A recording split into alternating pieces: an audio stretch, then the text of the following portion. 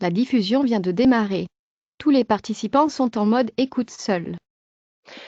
Bonjour et bienvenue sur le webinaire intitulé Financement privé ou public, trouver le bon partenaire, en partenariat avec le groupe Inspiralia. Je suis Delphine Cabrol, chef de projet marketing chez Heming, et j'aurai le plaisir d'administrer ce webinaire aujourd'hui. Ce webinaire se déroule dans des conditions particulières, car tous nos intervenants sont à distance. Cette conférence en ligne durera une trentaine de minutes et nous répondrons à vos questions pendant environ 10 minutes à la fin de la présentation. J'en profite pour vous indiquer que vous avez la possibilité de poser toutes les questions que vous souhaitez par l'intermédiaire du module questions qui se situe en bas à droite de votre écran. La présentation vous sera envoyée par email à la suite du webinaire. J'ai maintenant le plaisir de vous présenter nos intervenants du jour. Fabienne Brutin, responsable du pôle Grant chez Heming. Bonjour Fabienne. Bonjour Delphine. Ainsi que Nicolas, associé fondateur Abaco Group, Inspiralia. Bonjour Nicolas. Bonjour à tous. Et Laurine Simon, associée fondateur Abaco, groupe Inspiralia. Bonjour Laurine. Bonjour Delphine, bonjour à tous. Et maintenant, je laisse la parole à Fabienne qui va vous présenter le programme du webinaire. Fabienne, c'est à toi. Merci Delphine. Alors aujourd'hui, dans le cadre de ce webinaire, nous allons donc aborder deux sujets. Tout d'abord, Nicolas vous présentera en une dizaine de minutes environ le programme Accélérateur porté par la Commission européenne et présentera notamment les typologies de projets attendus ainsi que l'intervention qu'Inspiralia propose pour vous guider vers le succès.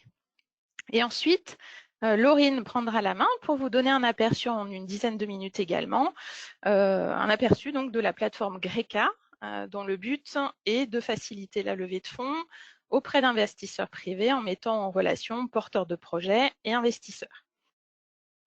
À la suite de cette présentation, nous prendrons en live quelques questions, comme l'a rappelé Delphine, et sachez également que nous sommes disponibles pour échanger sur vos projets par la suite, et pour cela, n'hésitez pas à nous contacter directement. Je voulais également vous présenter en quelques mots le partenariat qui lie Heming et Inspiralia Group, partenariat qui a été concrétisé en 2016 dans un souci de rassembler nos compétences pour en faire bénéficier un maximum de nos clients. En effet, Heming est un groupe international qui accompagne depuis plus de 30 ans maintenant ses clients dans l'amélioration de leur performance opérationnelle. Inspiralia Group est également un groupe international qui accompagne les entreprises dans le lancement de leurs produits en offrant un service à 360 degrés, c'est-à-dire en les accompagnant de la naissance du concept au développement du produit et à son lancement sur le marché. Nous avons donc mis en commun, dans le cadre de ce partenariat durable et fructueux, à la fois l'expertise d'Heming dans l'accompagnement des stratégies et projets d'innovation et d'investissement, et de l'autre côté, l'expertise d'Inspiralia Group dans l'accompagnement en particulier des PME dans la levée de fonds publics et privés. Et nous sommes ravis, par exemple, de partager les excellents résultats obtenus sur l'instrument de financement public porté par la Commission européenne et dont Nicolas va vous parler, avec 7 lauréats en fin de cycle, c'est-à-dire en fin de phase 2, pour plus de 11 millions d'euros de financement obtenus. Merci. Très bien. Merci beaucoup, Fabienne. Bon, je vais prendre le relais. Donc, on a à peu près 10 minutes ensemble. Je vous propose d'être attentif sur quelques points parce que dans à peu près 6-7 minutes, on va jouer un petit jeu ensemble, un quiz. Alors, l'EIC Accélérateur Pilote, ça c'est le nom complet de cet outil qui a été mis en place par la Commission européenne.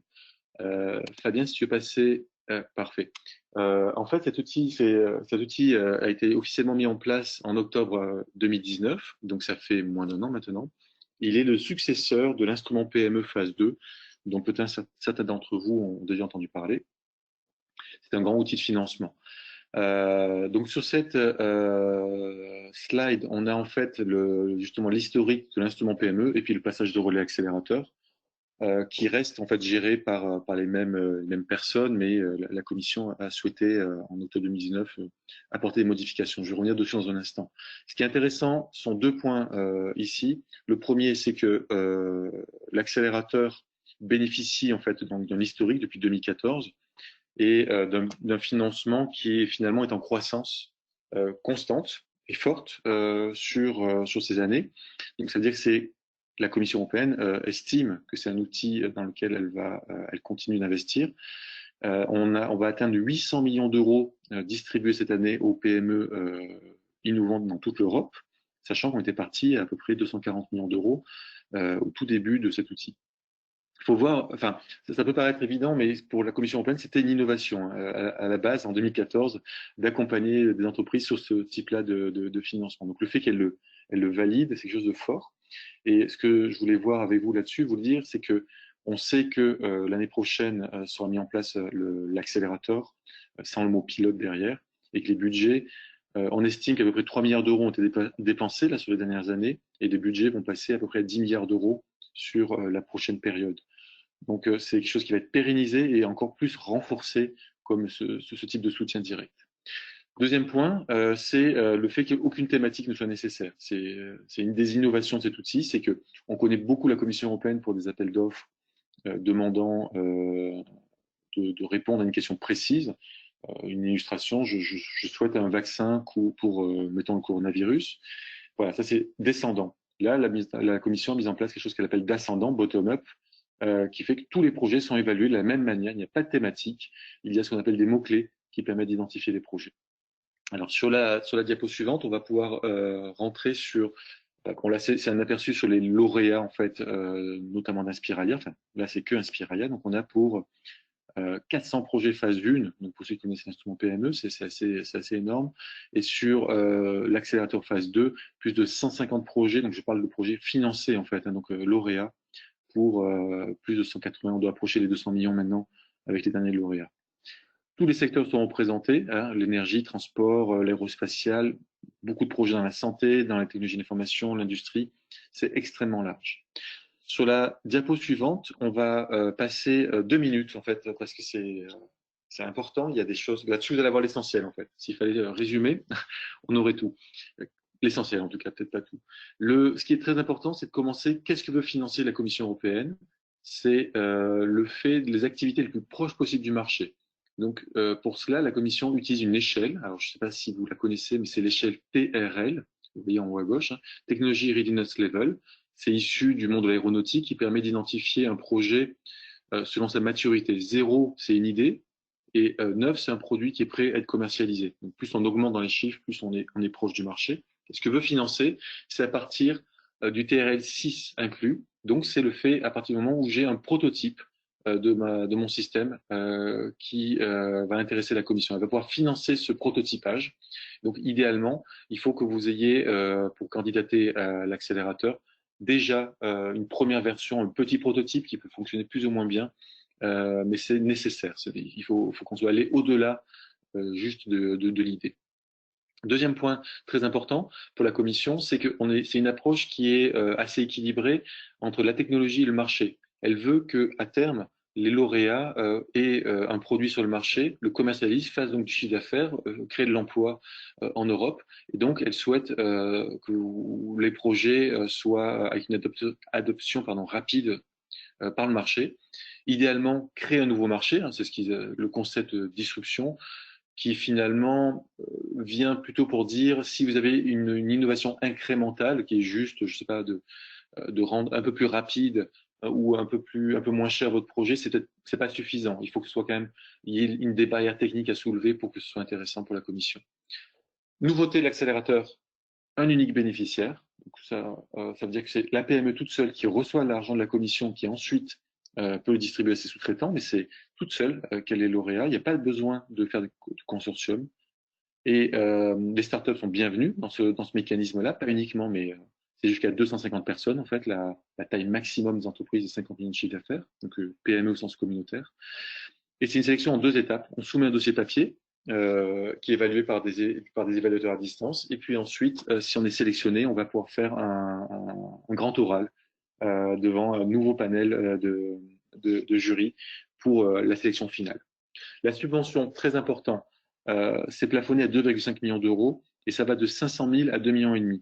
Je ne me souviens pas d'avoir de projet lauréat en dessous du million, mais théoriquement, 500 000 euros minimum. C'est quand même assez important. Et nouveauté de l'accélérateur, c'est la mise en place de l'équité, equity en anglais, qui est une prise de participation. C'est une option. Si vous le souhaitez, enfin, si lauréats le souhaitent, ils peuvent donc obtenir la subvention et en complément une prise de participation de la commission jusqu'à 15 millions d'euros. Donc c'est en plus, hein, ça se cumule à la subvention. Là, ce sont les étapes 9, en fait, donc la commercialisation. La subvention finance de 6 à 8, toutes les étapes techniques de développement, de commercialisation, de pré-commercialisation, certification, démonstrateur, c'est ça qui va être financé par la subvention, et l'étape 9 qui va être, financée par l'équité, si vous le souhaitez. Si vous ne le souhaitez pas, ce n'est pas demandé. Le taux de subvention, ce n'est pas 100%, mais 70% des coûts, donc il reste 30% à la charge. Et important, c'est que ça fonctionne par échéance. Alors, on dépose le dossier quand on veut, mais ils sont évalués à des échéances fixes. Et la prochaine et dernière de 2020, d'ailleurs, c'est le 7 octobre pour l'accélérateur. 3 petites informations en plus. La bancabilité, c'est intéressant de savoir que si votre projet a du mal à être financé sur le marché, c'est là où la commission va être très, très intéressée pour vous aider, parce qu'elle veut remplir un fossé. Donc, si votre banquier ne peut pas vous suivre ou vos investisseurs traditionnels, c'est là où on va avoir des arguments en plus. On a parlé du projet de rupture. Et un bonus, c'est le fait que le projet soit mené par des femmes. Alors, des femmes au niveau de la direction, au niveau les créateurs d'entreprise. Voilà, c'est bien vu par la commission si vous pouvez avoir des femmes dans votre équipe, sachant qu'aujourd'hui, la grande majorité des projets ne sont pas menés par des femmes. Donc, c'est une volonté de la commission d'améliorer cette situation. Si on passe sur la diapo suivante, on va aller rapidement. Ce sont les coûts éligibles. On pourra rentrer dans le détail hein, si vous avez des questions dessus. On appelle les coûts directs et les coûts indirects. Les coûts directs, c'est ce que je vous disais tout à l'heure.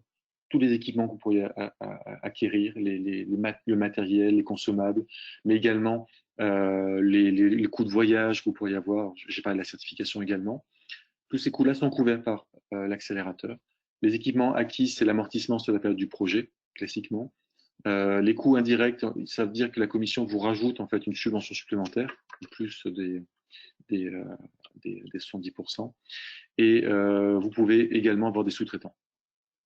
Sur la diapo suivante, le processus, en fait, c'est important, c'est que le premier point, il faut valider le projet que vous avez est bien éligible. Vous avez vu, on a présenté des grandes clés.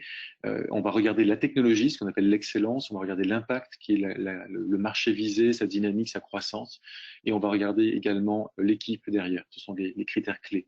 Cette qualification, elle est faite par Inspiralia en amont. On va collecter du matériel auprès de vous, ce que vous avez, les plans d'affaires, les business plans, les decks, etc. Discuter ensemble sur le projet. Et ensuite, on va vous donner un diagnostic. Est-ce que le projet est éligible ou pas pour l'accélérateur? S'il l'est, dans ce cas-là, il y a une convention qui est mise en place, puis une réunion de lancement. Donc, on va préparer l'exécution de la mission ensemble avec un calendrier. On va revenir juste après là-dessus. On va rédiger l'intégralité des documents qui sont soumis à la Commission européenne pour l'entreprise et s'occuper également des tâches administratives. Donc ça, c'est pris en charge par Inspiralia pour pouvoir soumettre un dossier de très haute qualité dans les délais et avoir le plus de chances possible d'être retenu pour le grand oral. Et là également, la formation au grand oral, le coaching, comme on dit, va être prévu par Inspiralia. Sur la diapo suivante, on rentre justement sur le calendrier. Ce sera un petit peu la dernière information sur l'accélérateur. Il faut 3 mois pour préparer un dossier de très haut niveau. C'est impossible de le faire de façon sérieuse en 1 mois, par exemple, ou 1 mois et demi. Ça demande beaucoup de temps, beaucoup de ressources. Donc les projets sont en cours en ce moment. On est encore bon sur les prochaines semaines en fonction de la quantité de matériel. Pendant tout l'été, on prépare le dossier. Il est soumis, donc, comme on a dit, début octobre. On n'attend pas le dernier jour, hein, normalement, pour le soumettre, pour éviter les problèmes de serveurs qui sont soumis via messagerie électronique. Et ensuite, le mois d'après, donc c'est assez rapide, hein, on sait si on est retenu pour le grand oral. Et le mois d'après, donc avant Noël, en fait, on saura si le projet est financé. Donc, ça veut dire que en déposant un dossier au mois d'octobre, pour Noël, on sait si le projet a été retenu ou pas. C'est assez ramassé. Et la commission va même plus loin en disant qu'elle s'engage à faire un financement dans les 6 mois maximum après le dépôt du dossier. Donc, ça veut dire que si on dépose en octobre, maximum au mois d'avril, on aura le financement, le préfinancement, même mois de mars. Et ce qu'on constate, c'est qu'ils sont même encore plus rapides que ça normalement.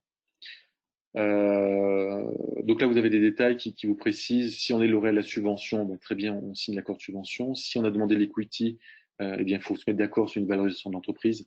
Donc, il y a des discussions qui sont mises en place par la commission, ce qu'on appelle une due diligence, des contrôles en fait, et des négociations. Donc ça, c'est accompagné également par Inspiralia.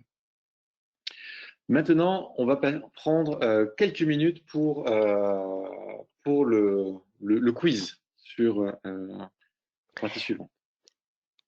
Merci beaucoup, Nicolas. Je te laisse commenter cette première slide. Ok, on va prendre une minute 30 là-dessus. 4 projets, des projets réels. Je vous donne des mots-clés en fait dessus, et puis ensuite on va vous poser des questions, enfin des questions très simples. Lequel selon vous ou lesquels sont finançables? Le premier, le capteur solaire. Donc c'est quelque chose, il faut l'imaginer. Tout ça sont des projets déposés, brevetés, etc. Donc celui-ci, il y a un brevet. On a là un petit design qui est fait. TRL de niveau 4, donc plutôt pré-prototype. Bon, ça se colle sur une fenêtre. C'est un capteur solaire qui vient recharger un téléphone portable. Deuxième projet, le numéro 2, la stylo à double recharge. Ça paraît simple, mais c'est pas si évident que ça. L'idée, c'est de doubler la quantité d'encre qui puisse être dans une recharge classique. Pour un stylo par exemple, mais ça peut être aussi pour des machines évidemment. Et donc pour ça, il faut entortiller. Ça demande un équipement spécial qui doit être développé. C'est pas si évident que ça en fait de le faire de façon efficace et que l'encre puisse s'écouler normalement. Brevet déposé, prototype qui fonctionne très très bien, niveau TRL 5, un investissement nécessaire de 50 000 € pour développer la machine, l'équivalent de temps homme derrière pour pouvoir finaliser le projet. À peu près un budget à peu près 120 000 € nécessaire. Numéro 3, une remorque pour recharger des véhicules électriques, projet français d'ailleurs, que vous avez peut-être déjà vu. Donc ça se branche vers une voiture électrique, là c'est une Zoé en l'occurrence, et la remorque c'est un moteur essence derrière qui vient, vous le prenez sur l'autoroute, ça recharge votre batterie pendant que vous roulez, vous utilisez le moteur de la remorque, et puis quand vous descendez de l'autoroute, vous laissez la remorque et vous continuez avec la réserve de la voiture électrique. Dernier projet évalué, un téléphone drone. Donc ça vole. Ça, il y a une vidéo, c'est à aller voir. C'est LG qui, par sa filiale en Europe, qui fonctionne sur ce projet-là. Donc il peut se déplacer en fait simplement. Grâce à ça, donc là il y a un système de vidéo, on se met à la hauteur, de selfie également à distance, et puis d'autres usages qu'on peut imaginer où le téléphone pourrait se déplacer pour inspecter un petit peu à distance. 4 projets. Lequel, d'après vous, serait finançable? Merci Nicolas. Alors je vais lancer le sondage et donc vous allez voir apparaître sur votre écran. À votre avis, quel est le projet financé par la Commission européenne? Donc le projet capteur solaire, le projet stylo double recharge, le projet remorque pour recharger un véhicule électrique ou le projet téléphone drone. Je vous invite à voter sur le sujet. Qu'en pensez-vous? Vous commencez à répondre. Allons-y. Voilà. Vous êtes 83% à avoir voté, 100% ont voté. Donc, je vais pouvoir stopper et fermer le sondage et bien évidemment partager les résultats que Nicolas va nous commenter.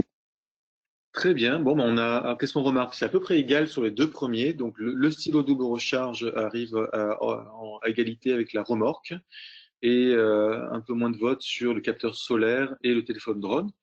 Très bien. Donc, on va dire c'est assez réparti les votes, mais malgré tout, les 2 projets. Alors, si on revient sur la présentation, on va avoir la réponse sur la diapo finale. Voilà, un seul lauréat, effectivement, la remorque. Donc, bravo, parce que une majorité l'avait trouvé. Juste en 2 mots, pourquoi les autres ne sont pas retenus? C'est plus ça, c'est un jeu d'élimination, parce que chacun de ces projets a des atouts. Le premier, c'est une pure question technique, c'est qu'en réalité, un capteur de la taille qui était prévu ne fonctionnait pas, ne permet pas techniquement, en fait, n'est pas réaliste pour recharger un téléphone portable. Il n'y a pas la puissance. Le deuxième, double recharge, superbe innovation, fonctionne très bien, mais le budget est trop réduit, en fait, pour intéresser la commission. Ça ne veut pas dire que c'est pas innovant et que d'autres financements ne sont pas obtenables ailleurs. La remorque, superbe, projet lauréat, effectivement, sur l'instrument PME. Beau projet en France. Je vous conseille vraiment d'aller voir, ça s'appelle EP Tender. Très très belle, très beau projet soutenu par Renault, PSA, etc. Et le dernier, le téléphone drone, innovant, etc. La seule limite, je pense que vous l'avez peut-être vu, c'est que ce soit LG, qui est un grand groupe coréen, qui n'est pas une PME, et ne peut pas candidater à l'accélérateur ou l'instrument PME. Voilà, c'est tout pour moi. Merci encore pour votre participation. Je passe la main à Laurine. Et à Delphine, pardon.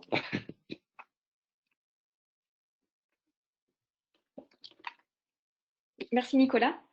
Donc nous allons maintenant passer à la partie de Greca, la plateforme qui facilite en fait la levée de fonds privés auprès d'investisseurs. Donc qu'est-ce que la plateforme Greca? C'est une place de marché basée sur l'intelligence artificielle ayant pour but d'optimiser via un algorithme original, nous allons le voir après, l'adéquation entre les besoins d'une entreprise en recherche de capitaux et celle de l'investisseur. Donc cette plateforme a été développée par M27, qui est depuis 2018 une filiale à 100% d'Inspiralia, et donc qui ajoute en fait la compétence financement privé à Inspiralia. Donc en effet, M27 est une entreprise renommée dans la zone germanophone et maintenant dans toute l'Europe et même aux États-Unis grâce à Inspiralia. Donc M27 a plus de 25 ans d'expérience dans le financement privé. Et la force en fait d'M27 est son portefeuille d'investisseurs avec en fait plus de 1000 investisseurs présents sur la plateforme à dimension internationale. Donc les consultants d'M27 ont développé une plateforme digitalisée, donc Greca, et qui utilise, comme je le disais tout à l'heure, l'intelligence artificielle pour faciliter la rencontre entre une entreprise et un investisseur. Donc nous allons voir maintenant les avantages en fait de cette plateforme. Greca regroupe à la fois les consultants d'Inspiralia M27, les entreprises et les investisseurs. Donc, elle utilise un algorithme pour une adéquation optimale entre les entreprises et les investisseurs. Donc, cette plateforme est totalement innovante. Le projet a d'ailleurs été financé par la Commission européenne. C'est un projet qui a été retenu et qui a reçu des fonds. Donc, le premier avantage de cette plateforme est pour vous, en fait, un gain de temps pour les entreprises qui sont en recherche de capitaux et de financement et un gain de temps également pour les investisseurs. Donc c'est une opportunité nouvelle car l'algorithme permet de trouver l'investisseur qui vous correspond le mieux et qui correspond le mieux à vos besoins. Néanmoins, les relations humaines sont privilégiées avec les consultants d'M27 et d'Inspiralia qui vous accompagnent et vous conseillent tout au long du processus de recherche d'investisseurs et qui mettent leur expertise à votre service. Pour les investisseurs, la plateforme Greca assure un flux de transactions qualifié, nous allons le voir tout à l'heure, une mise en relation avec des co-investisseurs et un support également lors des sessions. Donc nous allons passer sur la diapo suivante qui décrit en fait le profil des investisseurs présents sur la plateforme Greca. Donc il y a plus de 1000 investisseurs présents sur cette plateforme, 1400 en objectif de fin 2020. Donc vous avez sur la gauche la répartition par pays de ces investisseurs et sur la droite la répartition par type d'investisseurs.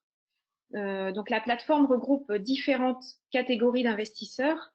Donc nous avons des fonds privés, des business angels, des institutionnels, mais aussi des industriels à hauteur de 30%, environ 400 investisseurs industriels, qui sont eux à la recherche d'investissements stratégiques, contrairement aux investisseurs financiers qui sont plus intéressés par les résultats de l'activité. En termes de répartition géographique, donc le camembert de gauche, voyez un peu moins d'un tiers des investisseurs qui sont présents dans la zone germanophone, la zone d'art, en raison de la présence historique d'M27 dans cette zone.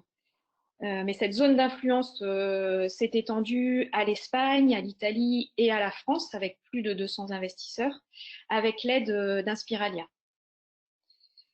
Donc nous allons voir sur la diapositive suivante la valeur ajoutée de la plateforme et la qualification des investisseurs. Donc c'est une démarche primordiale pour nous, avec une équipe basée à Madrid et qui travaille sur la qualité des données recueillies auprès des investisseurs et qui est un élément fondamental pour la bonne adéquation entre les entreprises et les investisseurs. Donc, cette équipe travaille donc sur la qualité des données recueillies auprès de chaque investisseur, ainsi que sur leur stratégie d'investissement. Donc, ce qui permet de classer les investisseurs en 3 catégories. Or, qui correspond à une relation personnelle avec chaque investisseur et une politique d'investissement 100% validée. On a ensuite la catégorie argent et bronze, sachant que la majorité des investisseurs présents sur la plateforme Greca sont classés en catégorie or. Donc, ce qui permet un contact privilégié avec les investisseurs et donc une bonne connaissance de leurs besoins et de leur stratégie d'investissement. Donc, ce contact privilégié est maintenu par les consultants d'M27 Aspiralia, donc qui parcourent l'Europe pour échanger avec eux, leur présenter des projets et trouver également de nouveaux investisseurs. Donc, nous avons vu le profil d'investisseurs présents sur la plateforme Greca. Nous allons voir maintenant les profils d'entreprises recherchés. Donc, les entreprises doivent avoir effectué des levées de fonds publics ou privés entre 200 et 500 000 euros. Le projet ne doit pas être trop éloigné du marché en termes de maturité. Donc, on revient sur les TRL que vous a présenté Nicolas tout à l'heure. Donc, un TRL entre 6 et 9. Une équipe de plus de 3 personnes. En termes de chiffre d'affaires, on est sur un chiffre d'affaires de plus de 300 000 euros ou déjà des brevets déposés. Et en général, le besoin d'investissement varie de 500 000 à 10 millions d'euros. Mais il est possible d'aller au-delà avec la plateforme Greca en trouvant des co-investisseurs. Donc, la liste de ces critères est plutôt une liste idéale, je dirais, sachant que les projets et les caractéristiques des entreprises seront analysés lors des face-à-face que nous aurons tout à l'heure à la fin de ce webinaire. Donc, comment fonctionne cette plateforme? Nous allons passer, voilà, merci, à la diapositive suivante. Donc, cette plateforme, je le disais tout à l'heure, permet une adéquation optimisée entre les entreprises d'une part et les investisseurs d'autre part. Donc, cette slide présente rapidement le mode de fonctionnement de l'algorithme. Donc, plusieurs critères sont pris en compte. Et pourquoi nous utilisons un algorithme? C'est en fait, ça nous permet de prendre en compte beaucoup de critères pour un grand nombre d'investisseurs rapidement, très rapidement, ce qu'un cerveau humain ne pourrait pas faire en fait. Donc, il y a des critères de niveau 1 qui sont rédhibitoires, c'est-à-dire qu'ils doivent tous correspondre, sinon il n'y a pas d'adéquation. Ensuite, les critères de niveau 2 sont pondérés et ils permettent de trouver l'adéquation parfaite. Et il y a également la possibilité pour ces critères de niveau 2 de rajouter des mots-clés pour coller au mieux à vos besoins. Donc, cette pondération permet de classer les investisseurs en fonction de leur meilleure correspondance, du plus élevé au plus bas. Et donc, cela permet de trouver l'investisseur qui vous correspond le mieux avec un gain de temps important. Donc ensuite, sur la slide suivante, nous allons voir la première étape du processus qui permet d'établir un rapport d'évaluation. Donc, cette première étape est offerte par Inspiralia et M27. Pourquoi cela? Car cela nous permet de qualifier les entreprises, à être sûr de rentrer en fait sur la plateforme Greca des entreprises qui correspondent bien aux attentes des investisseurs et qui répond à notre engagement que nous avons auprès de nos investisseurs. Donc, 2 types de questionnaires ont été développés par Inspiralia, un pour les startups et un plus adapté aux PME, avec des questions qualitatives et quantitatives basées sur des méthodologies internationales. Et donc, vous avez sur la droite de la slide les critères pris en compte. Donc, nous avons vu le TRL pour la maturité de votre projet. Il y a également des questions sur la maturité de l'équipe, les marchés visés, la stabilité financière, etc. Donc, une fois le questionnaire rempli, nous générons automatiquement un rapport d'évaluation via la plateforme. Et donc, vous recevez une notation sur chacun des critères et ensuite une note globale. Et notre engagement est de proposer une formule d'investissement uniquement aux entreprises ayant reçu une note supérieure à D, sachant que les notes vont de D au AAA. C'est donc un processus sélectif qui permet une très bonne adéquation entre vos besoins, d'une part, et ceux des investisseurs. Donc, au terme de cette première étape, nous pouvons effectuer une première recherche sur la plateforme Greca d'investisseurs en fonction des informations recueillies, et ce qui permet de savoir rapidement si des investisseurs pourraient convenir et où se trouvent-ils. Donc, nous allons voir maintenant les étapes suivantes. Donc, sur la gauche, nous avons vu la première partie qui est avant contrat. Donc, si l'évaluation est positive, nous pouvons vous proposer nos services avec un package d'investissement qui comprend 2 parties. Une première partie documentation, avec une équipe qui vous est dédiée, avec un chef de projet et des analystes financiers qui vont travailler sur le business plan, l'analyse de rentabilité. Et cette équipe va travailler en partenariat avec vous sur la documentation standardisée avec l'aide de la plateforme Greca. Cette équipe va également travailler sur le modèle financier avec un prévisionnel à 5 ans, en incluant la trésorerie, les comptes de résultats et une description de toutes les hypothèses retenues, ce qui permet d'aboutir à la dernière partie de la phase documentation, qui est la valorisation de l'entreprise et l'élaboration d'un argumentaire sur le prix proposé pour préparer les rencontres avec les investisseurs, donc ce qui est utile pour la phase de négociation. Donc, à la fin de cette partie, il y a de nouveau une réunion d'organiser afin de définir avec vous un objectif clair pour les investisseurs dans le but de trouver la meilleure adéquation. Donc, ensuite, la deuxième partie qui va vous préparer au rendez-vous avec les investisseurs. Donc, nous vous proposons une liste de 6 à 9 investisseurs. L'objectif n'est pas de multiplier les rendez-vous, mais bien d'avoir une approche hautement qualitative. Donc, nous contactons ensuite les investisseurs et nous leur présentons votre projet. Le but étant d'organiser des rendez-vous entre des investisseurs potentiels et vous-même. Donc, nous vous aidons à préparer les rendez-vous, mais c'est bien sûr vous-même qui serez chargé de convaincre les investisseurs lors de ces rendez-vous. Nous pouvons également vous accompagner lors du processus de négociation en préparant avec vous, par exemple, les protocoles d'accord, en vous aidant pour la due diligence et en vous conseillant également sur l'offre à retenir. Voilà, donc s'il fallait synthétiser en quelques mots le fonctionnement de la plateforme Greca et ce qu'elle peut vous apporter, donc elle permet en fait de franchir sereinement les obstacles à la levée de fonds en gagnant beaucoup de temps, en s'appuyant sur des experts du secteur ayant une expérience de plus de 25 ans dans le domaine et en bénéficiant d'un réseau international d'investisseurs. Donc, Greca vous accompagne dans la recherche de capitaux sans jamais vous laisser seul, ce qui vous permet en fait de rester concentré sur votre activité. Et je vous remercie de votre attention. Merci Laurine pour cette présentation de la plateforme Greca. Je vous invite maintenant à poser vos questions.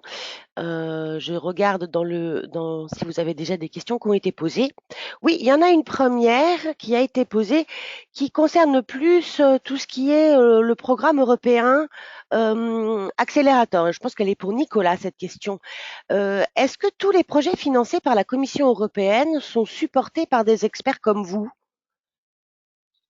Alors, effectivement, alors, c'est une bonne question.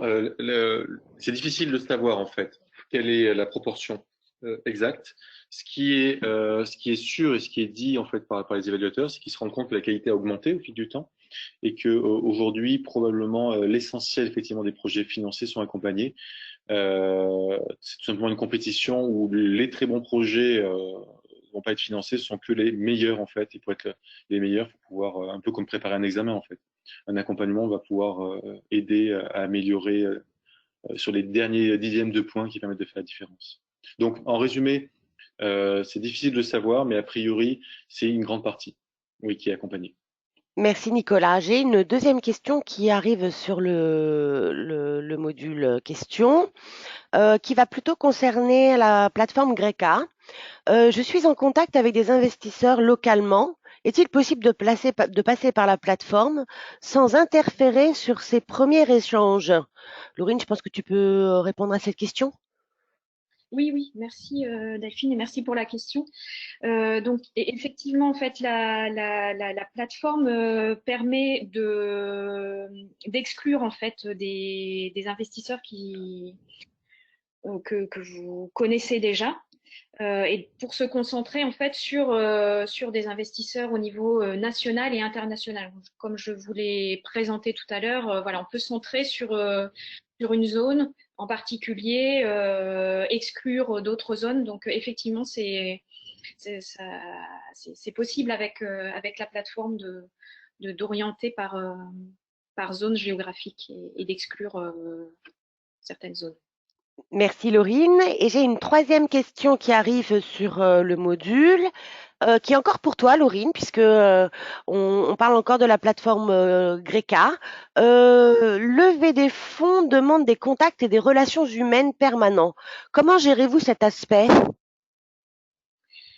Alors effectivement là j'ai décrit la plateforme Greca avec l'algorithme donc mais comme je l'ai précisé également il y a une partie très importante pour le relationnel. Donc d'une part auprès des investisseurs qui sont connus. Donc je le disais tout à l'heure, la classification en catégorie or, argent et bronze permet vraiment en fait de connaître les investisseurs, sachant que la majorité des investisseurs qui sont présents sur la plateforme sont en catégorie or. Donc, ce qui permet d'avoir ce qui se traduit en fait par une relation personnalisée avec chaque investisseur. Donc ça, c'est plus sur la partie investisseur et sur la partie qui vous concerne, donc entreprise. Donc, comme je le disais tout à l'heure, il y a une équipe dédiée et qui est en relation constante avec vous pour préparer toute la documentation nécessaire au rendez-vous. Et ensuite, la phase d'accompagnement et la préparation des rendez-vous est bien sûr faite en contact étroit entre vous et nos équipes. Donc bien sûr, le contact humain est très important. Et en fait, l'avantage de l'algorithme, c'est justement de se libérer en fait de l'espace de cerveau et de déléguer cette partie-là à l'intelligence artificielle pour trouver la bonne adéquation et en fait de se focaliser sur vraiment les relations personnelles, d'une part avec les investisseurs et d'autre part avec vous-même. Merci Laurine pour cette question. J'ai une dernière question qui vient d'arriver et elle concerne plutôt Nicolas. Si mon projet a un niveau de TRL jugé trop faible, existe-t-il un accompagnement pour la maturation du projet? Nicolas, je te laisse répondre. Oui, alors encore une autre bonne question. Effectivement, la Commission européenne y a pensé.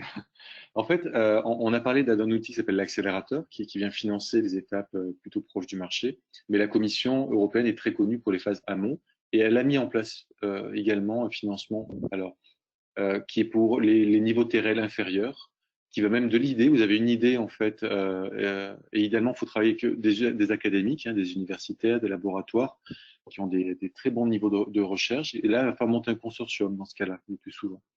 Et donc, il y a un accompagnement qui permettra de financer les étapes en amont et vous amener jusqu'au prototypage. Et ensuite, si votre projet est toujours pertinent pour vous, vous souhaitez toujours développer un produit, vous allez pouvoir bénéficier de l'accélérateur derrière. Il y a différents financements, juste pour conclure là-dessus cette question. Le plus mis en avant, enfin, il y en a beaucoup qui sont mis en avant. Ben, celui qui pourrait correspondre, c'est ce qu'on appelle le Pathfinder, parce qu'il est dans une partie aussi ascendante, c'est-à-dire que tous les projets sont évalués.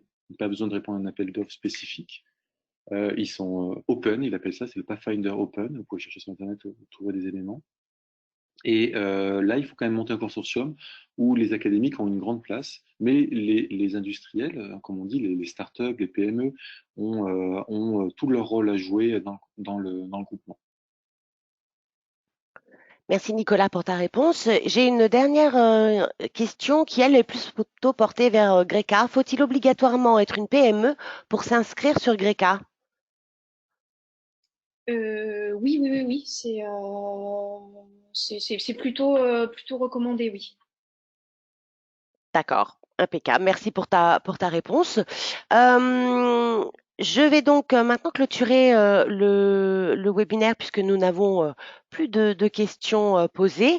Je vous remercie tous, Fabienne, Nicolas et Laurine, pour la qualité de votre intervention aujourd'hui. Et nous espérons que ce webinaire à tous nos intervenants, à tous nos participants vous aura plu. Je vous remercie, je vous souhaite une excellente journée. Merci Nicolas. Merci beaucoup, Delphine. Merci Laurine et merci Fabienne. Merci à tous. Prenez surtout soin de vous et si vous avez des questions additionnelles, n'hésitez pas à utiliser l'email qui s'inscrit sur votre écran, finance-innovation@emin.com. Je vous souhaite une excellente journée. À très bientôt. Au revoir.